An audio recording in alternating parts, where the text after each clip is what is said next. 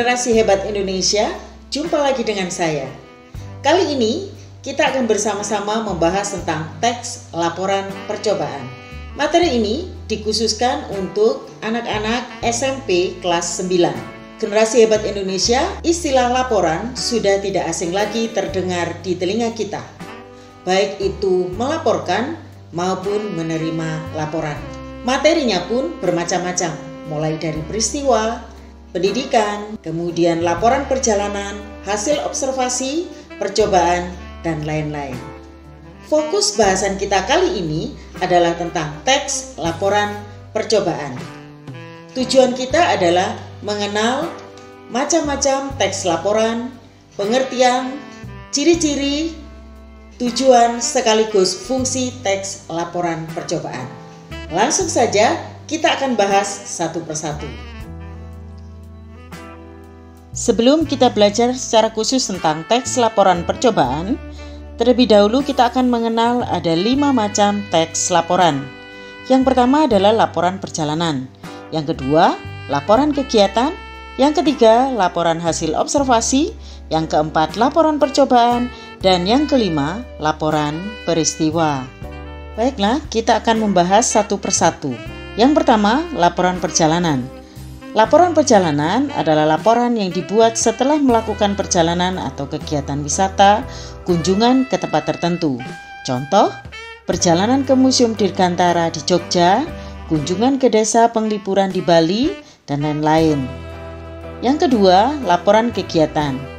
Laporan ini ditulis setelah melakukan kegiatan, misalnya lomba-lomba, pekan seni, renovasi gedung, dan bakti sosial. Laporan ini dilakukan sebagai bentuk pertanggungjawaban. Yang ketiga, laporan hasil observasi. Laporan ini ditulis setelah melakukan pengamatan yang didasarkan pada data. Hasil observasi bersifat objektif dan faktual. Misalnya, metamorfosis kupu-kupu, Candi Borobudur, tarian topeng Malang, dan sebagainya. Yang keempat, laporan percobaan. Nanti yang akan kita bahas secara khusus. Laporan ini dibuat setelah melakukan percobaan dan biasanya berkaitan dengan pelajaran IPA. Dan yang terakhir, yang kelima, laporan peristiwa.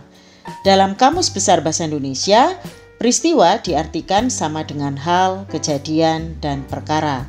Teks laporan peristiwa adalah teks yang melaporkan atau menuliskan data serta fakta yang terjadi dalam peristiwa tertentu. Misalnya, peristiwa banjir, kebakaran, pendidikan, politik, dan lain-lain. Nah, sekarang kita akan masuk secara khusus pada teks laporan. Kita mulai dengan pengertian teks laporan percobaan. Pengertian teks laporan percobaan kita melihat ada 4 bagian. Yang pertama, teks. Teks berarti tulisan atau tertulis. Yang kedua, laporan, yaitu segala sesuatu yang disampaikan baik lisan maupun tulisan berisi kegiatan yang sudah dilakukan kepada pihak yang meminta hasil kegiatan atau percobaan. Yang ketiga, percobaan, disebut juga eksperimen, yaitu kegiatan penelitian untuk menguji atau membuktikan suatu teori. Dan yang keempat, tujuannya adalah untuk membuktikan suatu teori. Jadi, teks laporan percobaan adalah teks tertulis yang berfungsi menyampaikan hasil kegiatan percobaan yang tujuannya untuk menguji atau membuktikan teori. Teks laporan percobaan ini sama dengan teks laporan eksperimen. Pada umumnya, kelompok yang melakukan percobaan memiliki dugaan hasil atau hipotesis. Dugaan hasil inilah yang harus diuji dan dibuktikan dalam kegiatan percobaan. Jadi, anak-anak sudah paham kan tentang pengertian teks laporan percobaan? Generasi Hebat Indonesia, selanjutnya kita akan membahas tentang ciri-ciri teks laporan percobaan.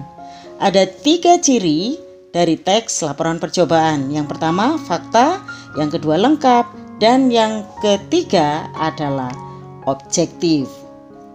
Fakta adalah hasil yang disampaikan benar-benar merupakan hasil percobaan, dibuktikan dengan angka atau persentasi yang pasti.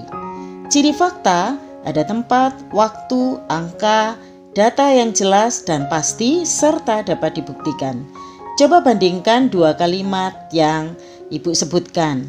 Kalimat yang pertama, satu dada ayam panggang tanpa kulit dengan berat 172 gram bisa menyimpan hingga 54 gram protein dan 284 kalori. Kalimat yang pertama ini disebut bukan fakta. Mengapa? Karena ada kata menyimpan hingga. Menyimpan hingga berarti belum pasti jumlahnya. Bisa 54 dan 284, bisa juga kurang dari itu atau lebih dari itu. Nah, kalimat yang kedua, perhatikan baik-baik.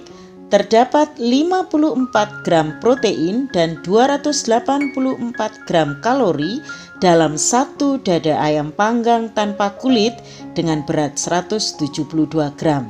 Kalimat yang kedua ini disebut kalimat fakta. Mengapa? Karena langsung tertulis di situ terdapat 54 gram protein dan 284 gram kalori. Kalimat itu pasti dan dibuktikan dengan kata terdapat. Selanjutnya, ciri yang kedua yaitu lengkap.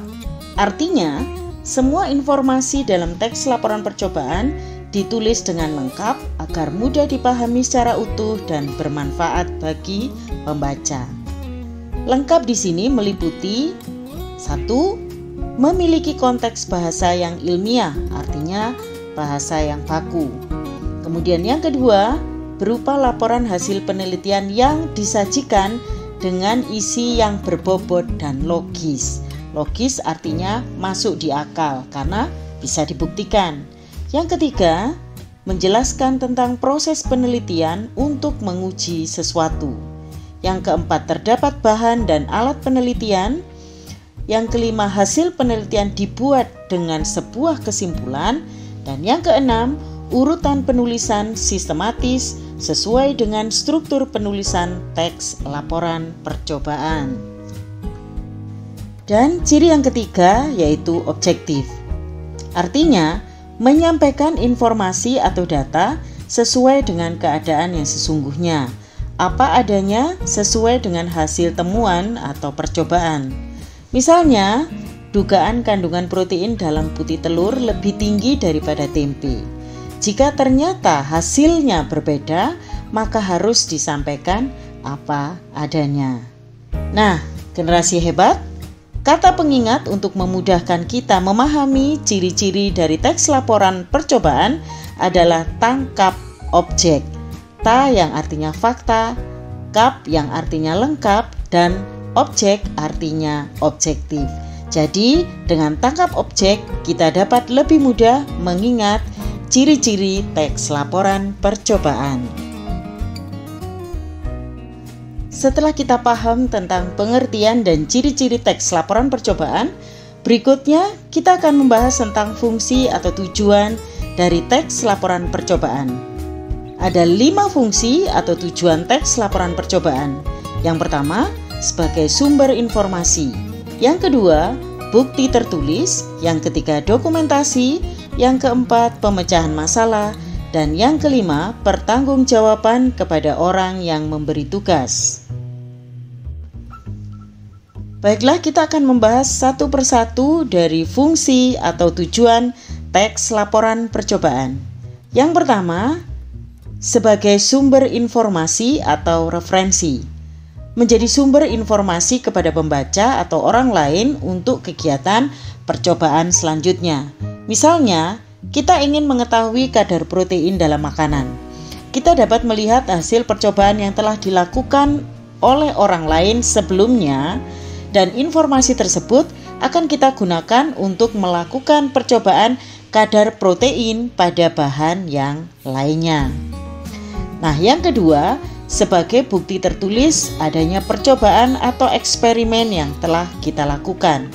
supaya orang lain percaya bahwa kita telah membuktikan hipotesis yang ada, maka teks laporan percobaan perlu dituliskan.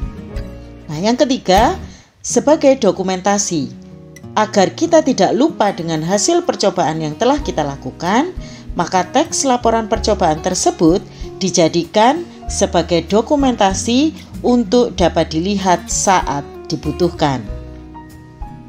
Yang keempat, teks laporan percobaan dibuat sebagai pemecahan masalah. Mengapa bisa dijadikan sebagai pemecahan masalah? Misalnya, setiap makan mie ayam atau bakso atau sosis bakar, kita sering menyertakan saus. Akan tetapi, kita takut kalau saus itu mengandung bahan kimia berbahaya. Akhirnya, kita melakukan percobaan. Nah, setelah dilakukan percobaan, ternyata tidak semua saus menggunakan bahan kimia berbahaya. Maka, kita dapat memilih jenis saus yang aman. Jadi, kita bisa tetap menggunakan saus untuk menambah cita rasa saat kita makan bakso atau mie ayam. Dan fungsi yang kelima, yaitu sebagai bentuk pertanggungjawaban kepada orang yang memberikan tugas. Teks laporan percobaan dapat kita pakai untuk menunjukkan bahwa kita bertanggung jawab terhadap tugas yang telah kita terima.